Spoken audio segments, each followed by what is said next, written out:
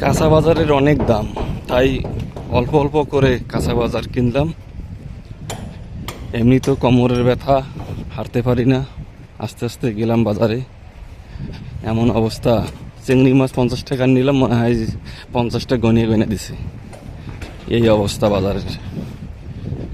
আপনারা ভালো থাকবেন, সুস্থ থাকবেন, আমার জন্য দোয়া করবেন। আল্লাহ হাফিজ।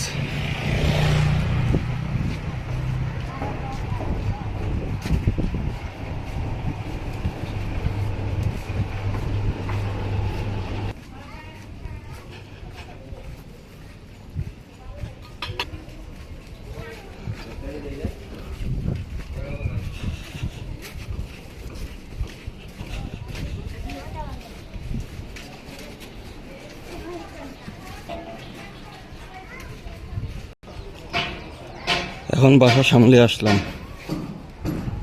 বাসার সামনে এসেছি।